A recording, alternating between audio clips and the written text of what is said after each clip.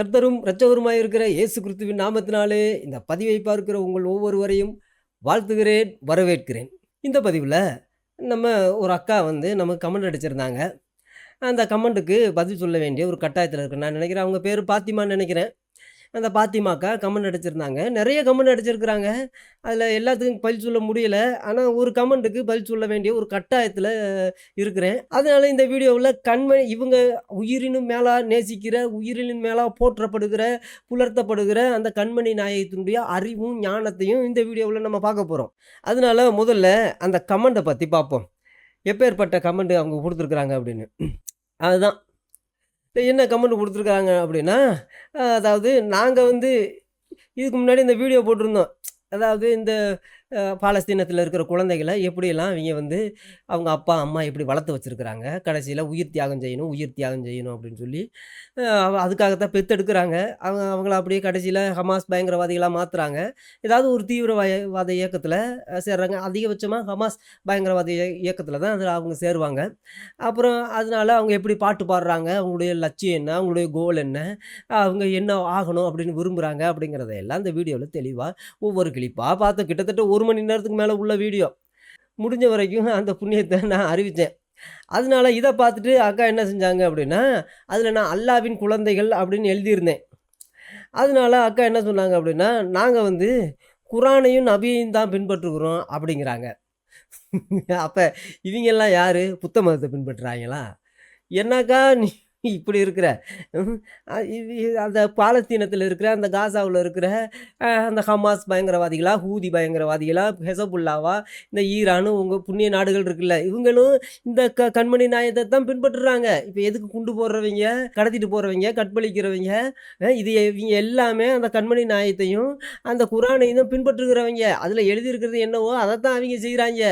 ஆனா, நான் அந்த வீடியோல செஞ்ச ஒரே ஒரு தப்பு, இவிங்க சொல்ல சொல்ல அந்த வசனங்கள்லாம் எங்க குரான்ல இருக்கு அப்படிங்கிறத காமிக்க மறந்துட்டேன். அதனால அந்த அக்கா என்ன சொல்லியிருந்தாங்க அப்படின்னா, "நாங்க வந்து குரானையும், நபியையும் தான் நாங்க பின்பற்றுகிறோம்."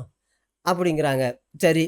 இது முஸ்லிம்களின் நம்பிக்கை. அப்ப நானும் கிட்டத்தட்ட எத்தனையோ வீடியோ போட்டிருக்கேன். அந்த புண்ணிய புஸ்தகம், புண்ணிய புஸ்தகம்னு நான் சொல்லியிருக்கேன். அக்கா வந்து தப்பா நெனச்சுக்கிட்டாங்க போல இருக்கு. புண்ணிய புஸ்தகம் அப்படிங்கிறது இந்த குரான தான் சொல்லுது. இந்த கண்மணி நாயகம், கண்மணி நாயகம்னு சொன்னா, நீங்க நம்புற அந்த நபிய தான் இந்த முகமதுவ தான் சொல்லுது. அப்போ நான் நெனைக்கிறேன் நெறைய வீடியோக்கள பார்க்காம, இந்த வீடியோவ பார்த்துட்டு வந்து, நாங்க வந்து முஸ்லிம்கள், நாங்க வந்து குரானத்தையும், நபியையும் தான் பின்பற்றுகிறோம் அப்படின்னு சொல்லியிருக்கிறாங்க. இதுக்கு உங்களுக்கு விமர்சிக்க முடியாது. அப்ப அக்காவுக்கு வந்து நான் இதுக்கு முன்னாடி போட்ட வீடியோவெல்லாம் பார்க்கவே இல்ல. அந்த குரான்லருந்து குரானுடைய அந்த கொடூரமான சட்டங்கள், அந்த கலாச்சார சீரழிவான சட்டங்கள், முகமதுவுக்கு கொடுக்கப்பட்ட அந்த ஆஃபர்கள் அதையெல்லாம் குறித்து தெளிவா நெறைய வீடியோக்கள் போட்டிருந்தேன். அக்கா அதையெல்லாம் பார்க்கல. அப்ப நெறைய பேர் அதையெல்லாம் பார்க்காம வந்து டப்புன்னு அடிச்சு விட்றாங்க கமெண்ட். சரி அது இருந்துட்டு போது. அப்ப ஒரு மதத்த விமர்சிக்கும்போது, அந்த மதத்தை பத்தி நல்ல அறிவு இருக்கணும் அப்படின்னு சொல்றாங்க. அப்ப நமக்கு இந்த புண்ணிய மதத்த பத்தின அறிவு நமக்கு இல்ல. உனக்கு இல்ல. அதனால நீ வந்து நல்ல முழு அறிவு வானளாவிய ஒரு அறிவ நீ வாங்கிக்க. அதுக்கப்புறம் நான் வந்து நீ விமர்சிக்கலாம். அப்படின்னு சொல்ற மாரி தெரியுது. அப்போ ஒரு மதத்த விமர்சிக்கும்போது, அந்த மதத்த பத்தி நல்ல உனக்கு அறிவு இருக்கணும் அப்படின்னு சொல்றாங்க. அப்ப இந்த மதத்த பத்தி ஏகப்பட்ட வீடியோக்கள நம்ம இந்த புண்ணிய மதத்த பத்தி, கண்மணி நாயகத்த பத்தி போட்டிருக்கிறோம். அக்கா அத பார்க்காம வந்திருக்கிறாங்க. சரி பரவால்ல. சரி நமக்கு அறிவு இருக்கா, இல்லையா அப்படிங்கிறத அது அடுத்த விஷயம். இப்ப கண்மணி நாயகத்துக்குள்ள அறிவையும், ஞானத்தையும் இந்த வீடியோவுல நம்ம பார்க்க போறோம். அதோட கூட ரொம்ப முக்கியமா ஒரு கமெண்ட் அடிச்சிருக்கிறாங்க. என்ன அப்படின்னா, "படைத்த இறைவன் ஒருவன். இந்த உலகத்தையெல்லாம் படைச்ச இறைவன் ஒருத்தனாம். சரி. அவன் வந்து எந்த தேவையும் அற்றவன். சரி. எ அவன் யாரையும் பெறவும் இல்லை, யாராலும் பெறப்படவும் இல்லை. சரி விளக்கமா பார்ப்போம். அவனுக்கு நிகராக எதுவுமே இல்லை. சரி நியாயமான விஷயம் தான், தப்பில்ல. உங்கள் தலைப்பே புனித இஸ்லாத்துக்கு முரணானது. இந்த புனித இஸ்லாத்துக்கு, இந்த புண்ணிய இஸ்லாத்துக்கு அ என்னதுன்னா முரணானது எது அப்படின்னா, என் தலைப்பு என்ன? நான் வந்து என்ன எழுதியிருக்கேன் அப்படின்னா, அல்லாவின் குழந்தைகள். யார்? இந்த காசாவுல இருக்கிறவங்கலாம் அல்லாவின் குழந்தைகள் அப்படின்னு. இவங்க சொல்ற இந்த ஹமாஸ் போராளிகள், இவங்க எல்லாருமே அல்லாவின் குழந்தைகள் அப்படின்னு நான் சொல்லியிருக்கேன். அதனால தான் இறைவனுக்கு குழந்தைகள் இல்லை அப்படின்னு அக்கா சொல்லியிருக்கிறாங்க. இப்ப இப்ப பாத்திமா அக்காவுக்கு காகவே இந்த வீடியோவ போட வேண்டிய கட்டாயம். அதனால அக்கா சொன்ன இந்த வசனத்த நம்ம முதலாவது பார்ப்போம். இப்ப இந்த அக்கா சொன்ன வசனம் எங்க இருக்கு அப்படின்னா, குரான்ல 112வது அதிகாரத்துல சூரத்துல் இக்லாஸ் அப்படின்னு ஒரு அதிகாரம் இருக்கு. சூரத்துல் இக்லாஸ். இந்த சூரத்துல் இக்லாஸ்ல மொத்தமே 4 வசனம் தான். இந்த 4 வசனத்த தான் அல்லாஹ் அக்கா அக்கா வந்து பாத்திமா அக்கா வந்து கமெண்ட் எடுத்து வச்சிருக்கிறாங்க. அதுல அவங்க சொன்னது போலவே, "நபியே நீர் கூறுவீராக" அப்படின்னு சொல்லப்பட்டிருக்கு.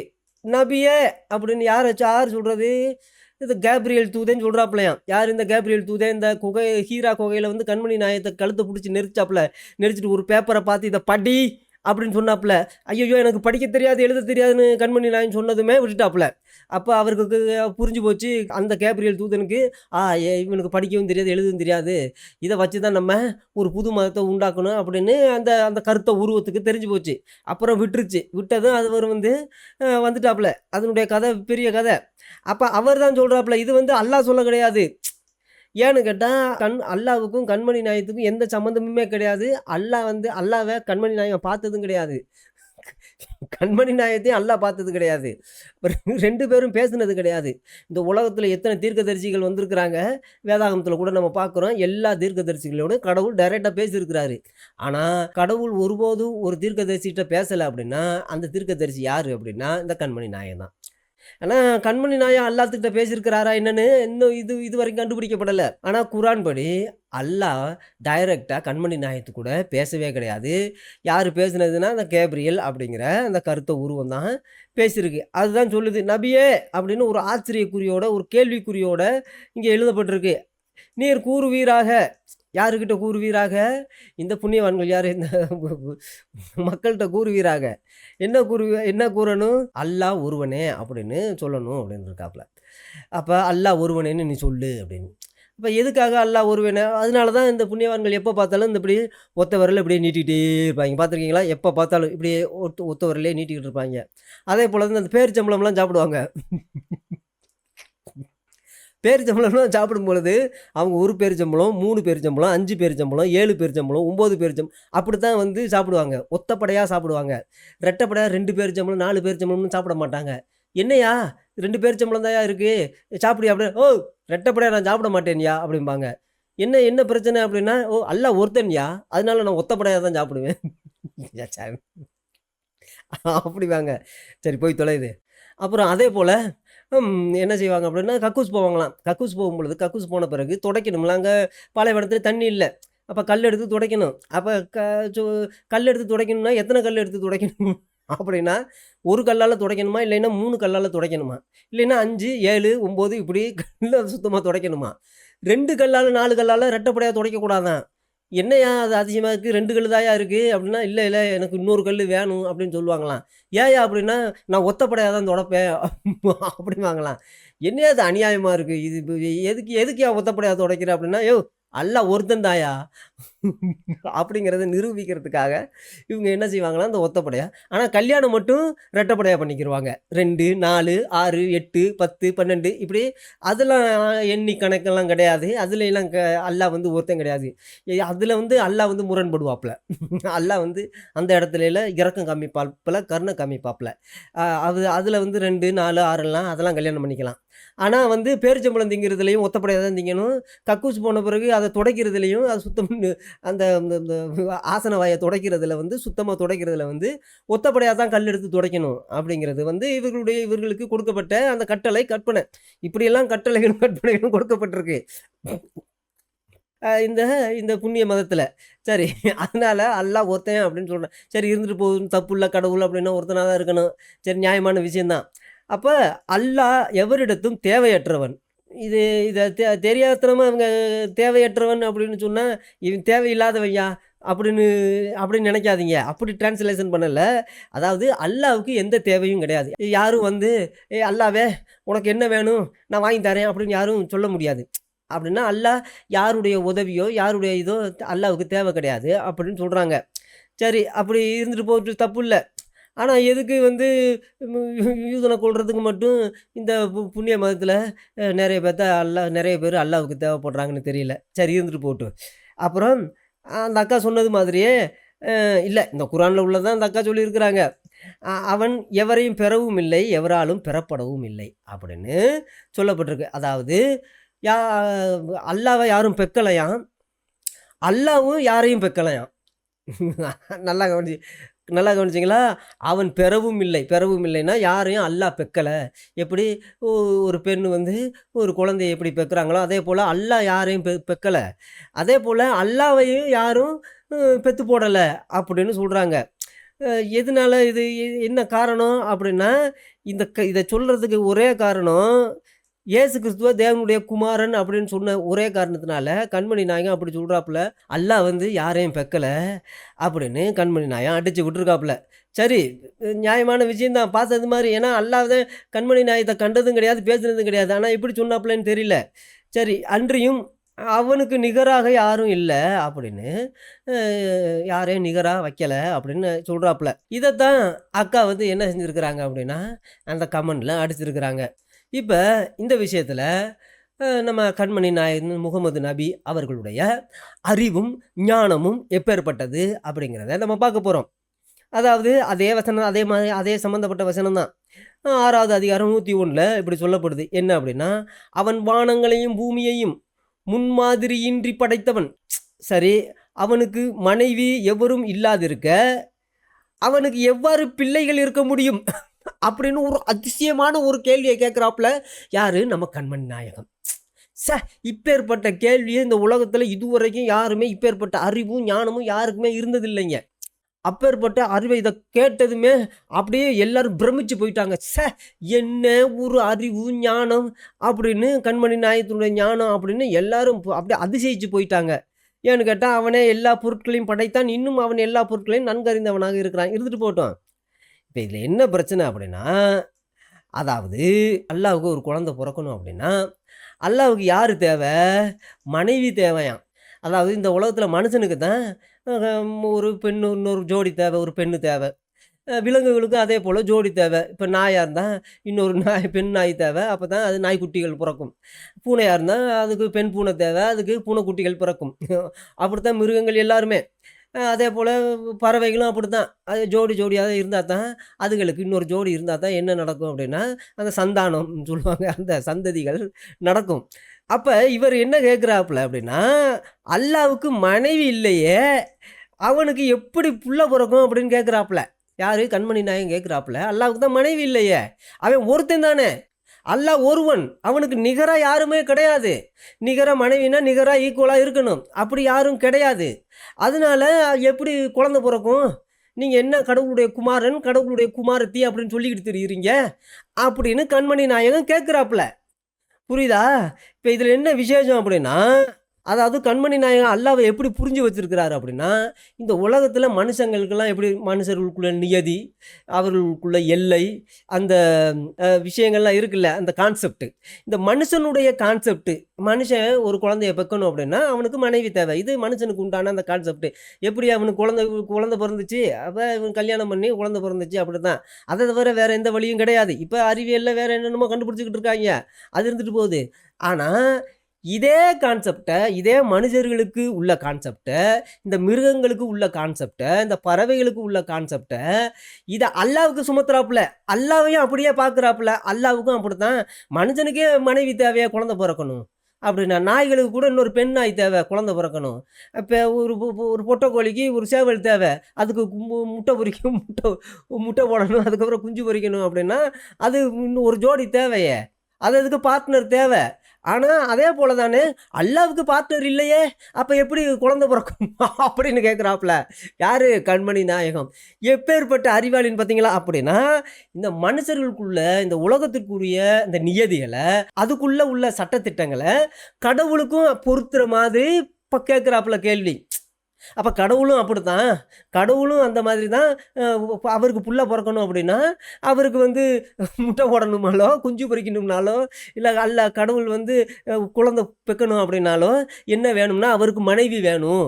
அப்போ அல்லாவை ஆம்பளையா நினச்சிட்டாப்புல. புரியுதுங்களா? அல்லாஹ் வந்து ஆம்பளை மாதிரி கணிச்சு வச்சிருக்காப்புல யாரு? கண்மணி நாயகம். எவ்வளோ பெரிய அதிசயம்! கடவுள் அப்படிங்கிறவர் ஆம்பளை, அப்படின்னு இந்த விஷயத்தில் நல்லா எல்லா கிறிஸ்தவர்களும் நல்லா தெரிஞ்சு வச்சுக்கணும். அல்லாஹ் வந்து ஒரு ஆம்பளை அப்படிங்கிறத கண்மணி நாயகன் சொல்கிறாப்புல. புரியுதா? அதனால தான் இவர் கேட்குறாப்புல, மனைவி இல்லையே, மனைவி வேணுமே அப்படின்னு கேட்குறாப்புல. மனைவி இருந்தா தானே என்னது மனைவி இருந்தா தானே புள்ள இருக்கும், புள்ள பிறக்கும். அப்போ கடவுள் கடவுள் அப்படின்னா நம்மலாம் நினச்சோம் ஒரு வார்த்தை சொன்னால் போதும் உண்டாயிரும். ஒரு பொருளை இங்கே வா அப்படின்னு சொன்னால் இல்லாத ஒரு இடத்துல இருந்து ஒரு பொருள் அவர் நினச்ச மனசில் நினைக்கிற ஒரு பொருள் வந்துடும். ஒரு உயிரை உண்டாக்கணும்னா அல்லாஹ்வால வந்து போய் எதையும் செஞ்சுக்கிட்டு இருக்க தேவை கிடையாது. அப்படி அல்லாஹ் எந்த விதத்தையும் உருவாக்குவாப்புல. ஒரு பொருளை கையாலையும் உருவாக்குவாப்புல, ஒரு வார்த்தை சொல்லி உருவாக்குவாப்புல, கமாண்டு கொடுப்பாப்புல. வா அப்படின்னா இந்த மனுஷா வா அப்படின்னா ஒரு மனுஷன் உருவாகி வந்துடுவான். அந்த மாதிரியான அதுதான் கடவுளுடைய ஒரு சக்தி. அப்படி அதுதான் நியாயம். இப்போ தனக்கு ஒரு சந்ததி வேணும்னே ஒரு குழந்தை அப்படின்னா தாராளமாக பிறந்துரும். எந்த ஒரு பிரச்சனையுமே கிடையாது. ஆனால் இந்த அறிவு கண்மணி நாயத்துக்கு அங்கே இல்லை. கண்மணி நாயம் என்ன நினச்சி வச்சுருக்காப்புல அப்படின்னா, நம்மெல்லாம் புள்ள பார்க்கணும்னா நமக்கு பொண்டாட்டி தேவை. அதே போல் அல்லாவுக்கும் புள்ள வேணும் அப்படின்னா பொண்டாட்டி வேணும் அப்படிங்கிறாப்புல. அப்போ கண்மணி நாயகத்தினுடைய அறிவும் ஞானமும் எப்பேற்பட்டது அப்படின்னு பார்க்குறீங்களா? ஆனால் பாத்திமாக்கா என்ன கமெண்ட் அடிச்சிருக்கு அப்படின்னா, உனக்கு அறிவு இருக்கா? நீ வந்து ஒரு எங்கள் புண்ணிய மதத்தை நீ வந்து விமர்சிக்கிறிய, நீ விமர்சிக்கணும்னா உனக்கு நல்ல முழு அறிவு உனக்கு வேணும், உனக்கு அதெல்லாம் இல்லை அப்படிங்கிறாங்க.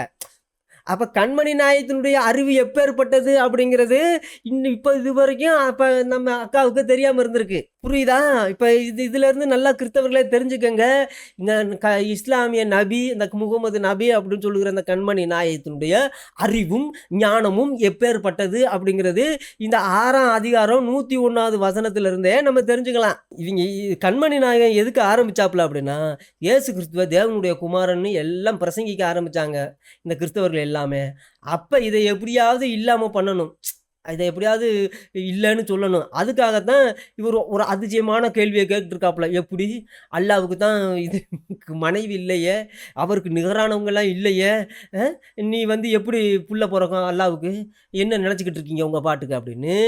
மனிதர்களுக்கு உண்டான நியதிகளை, விலங்குகளுக்கு உண்டான நியதிகளை, பறவைகளுக்கு, ஜீவராசிகளுக்கு, இந்த உலகத்தில் உள்ள நியதியை அல்லாவுக்கு திணிக்கிறாப்புல. அல்லாவும் இதே போல் ஒரு நியதியோடு தான் இருக்கிறான். அல்லாவும் ஒரு ஆம்பளை, அவனுக்கு ஒரு மனைவி தேவை அப்படின்னு. அப்படி மனைவி தேவை, அப்படி மனைவி இருந்தால் தான் அது பாலுறவு செய்வான் அல்லாஹ் செஞ்ச பிறகு தான் குழந்தை பிறக்கும் அப்படின்னு சொல்கிறாப்புல. யார்? கண்மணி நாயகம். இந்த கூத்தை நான் எங்கே போய் சொல்கிறது? அப்போ கண்மணி நாயகன் சொல்லியிருக்காரு, நல்லா ஞாபகம் வச்சுக்கோங்க. கண்மணி நாயகன் சொல்லியிருக்கிறாரு, அல்லாஹ் ஒரு ஆண்மகன், அவருக்கு ஒரு குழந்தை தேவைன்னா அவருக்கு ஒரு மனைவி வேணும் அப்படின்னு இந்த வசனத்திலேருந்து அவர் கேட்ட கேள்வியிலேருந்தே வெளிச்சமாகுது. இதுலேருந்தே அல்லாவை எந்த அளவுக்கு எப்படி நினச்சி வச்சிருக்கிறாரு அப்படிங்கிறதும் இந்த விஷயத்துலேருந்தே நம்ம தெரிஞ்சு கொள்ளலாம். இப்பேற்பட்ட அறிவும் ஞானமும் உள்ளவர் தான் இந்த நபிகள் நாயகம் கண்மணி நாயகம். அக்கா பாத்திமாக்கா, இந்த கண்மணி நாயகத்தினுடைய அறிவும் ஞானமும் உள்ள ஒரு வீடியோ வந்து நான் டிஸ்கிரிப்ஷன் கீழே கொடுக்குறேன், அதையும் நீ பாருக்கா. அதுலேயும் பெரிய அதிசயமாக இருக்கும். கண்மணி நாயகத்தினுடைய போதனைகளையும் புதுமைகளையும் நீ கண்டு ஆச்சரியப்படுவ. நான் நினைக்கிறேன் நீ அந்த வீடியோவை பார்க்கல அப்படின்னு. அந்த வீடியோவை கீழே கமெண்டில் கூட பின் பண்ணி வைக்கிறேன், அதையும் நீ பாருக்கா. பார்த்துட்டு கண்மணி நாயகத்தினுடைய அறிவையும் போதனைகளையும் அந்த அல்லாவினுடைய ஞானத்தையும் நீ அறிஞ்சு நீ ஆச்சரியப்படுக்கா. தாராளமாக உன்னுடைய கமெண்ட்டுகளை நான் வரவேற்கிறேன். தயவு செஞ்சு அந்த வீடியோவும் பாருக்கா. பார்த்தீங்கன்னா நீ கண்மணி நாயகத்தினுடைய அறிவை பார்த்து நீ பிரமிச்சு போயிடுவ.